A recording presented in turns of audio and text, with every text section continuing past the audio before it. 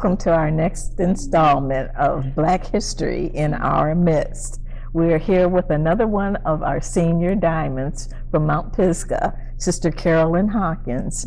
Sister Hawkins had a lengthy career in the Baltimore City school system, and so she's going to be talking to us today about that. Welcome, Sister Carolyn, and thank you for taking the time to be here. Thank you for the invite. So tell us a little bit about your career as an African-American science teacher. Well, I guess you may say it started way back in high school. My science teacher, I was very impressed with his method of teaching, and I love biology, so that was a start. Went to college and majored in science education, and from there we had to go to student teaching, wherever you would like to teach. So they sent me to this school in Baltimore, which was at the time the greatest middle school in Baltimore City and the largest. So I went there. It was mostly white. Can I say that? Okay. And then I was well received. I went there as a lab assistant, and they were then impressed. So when I came back and left, they said, "You know where you're going to be next year when you do your student teaching? You're teaching?" I said, "No."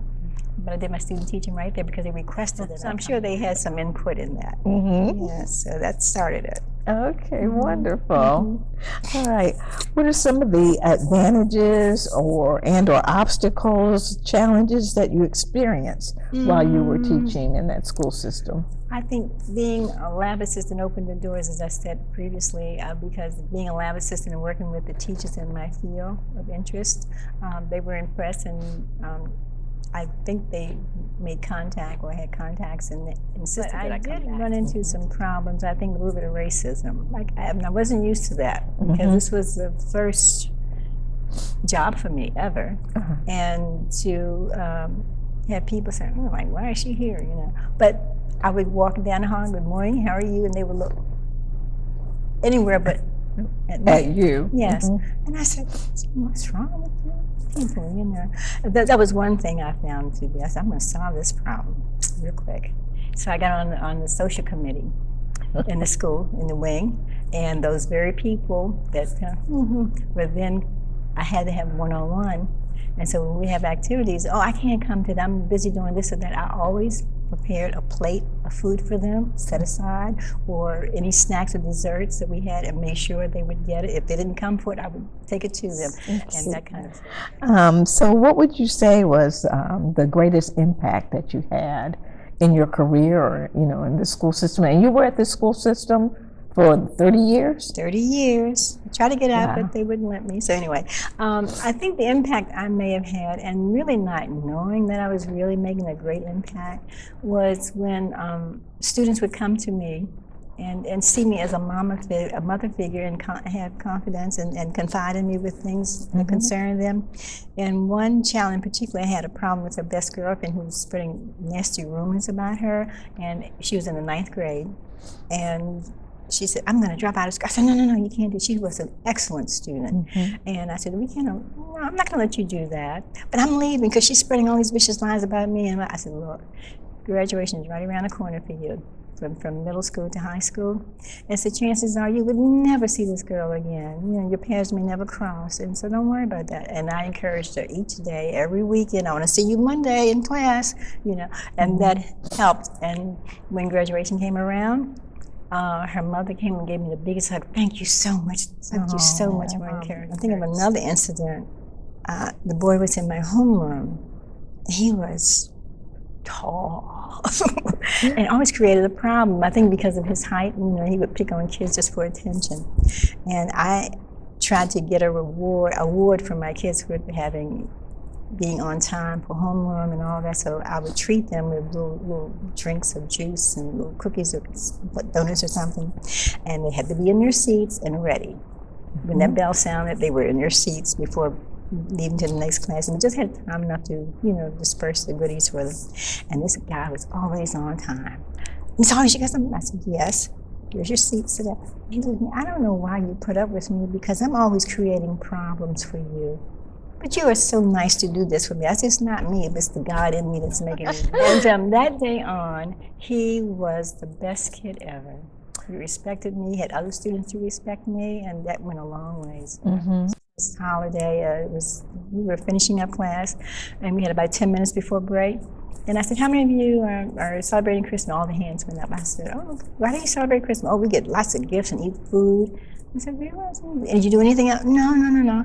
I said, does anyone know what the real meaning of Christmas is? And I said, one kid out of a class of 35, one kid raised his hand. He said, that's when we celebrate Jesus' birthday. And he went on and on and on. And the kids looked at him, and I kind of filled in some gaps with him.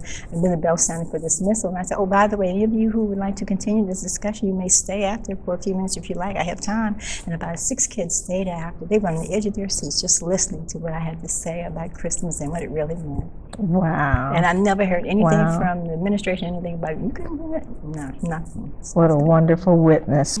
So, Sister Carolyn, in your tenure at the school, did you see any major changes in the makeup of the students? The blacks moved into the area and the whites moved out into the counties. So that was a big difference in the way the PTA was run, because you hardly could get any volunteers to be the PTA president or voted in. And things started seemingly going downhill. I noticed that the materials for the students kind of lacked. We didn't have as much as we had before. And the kids' attitude was totally different. They weren't really interested. All they wanted to do was do drugs, because the program that was they were using at that time was the DARE program, where they would have officers come in and teach about drugs and all of that, because so many of the children were on drugs in the schools, and And you said that many of these children were from mothers who were addicts. Yes, and a lot of them from single-parent homes, and the mother would be working around the clock, so they call them latchkey kids, because they were the only ones at home, to get into their homes, but the parents were still working. They had to prepare their own food or what have you. And I would try to get in touch with the parent to let them know how their child was doing, but the kid would be on the other end of the phone pretending that they're the parent. The principal always observed us. And he would walk the halls and see how things were doing prior to the observation. So I knew he was coming to me the next day, and my kids were all over the place the day he was walking up and down the halls. I said, oh. So I came in and kind of get them together. We were working with microscopes. I drilled them how to walk with the microscope, how to carry it, how to place it down on the desk. Don't put it between the 2 desks. Put it in the center of one desk, and you two come together and work. So he came in when the time for observation the next morning, bright and early, slid right on in like you wouldn't have noticed, because the kids were coming in too. And I saw him, I said, okay. And he started writing copious notes. I said, oh my God. I said, don't worry about it. I could hear God say, I got this, okay? So the kids came there and we started the lesson. And they were like little soldiers, like clockwork. Everything was moving as it should have been done in previous classes, but this was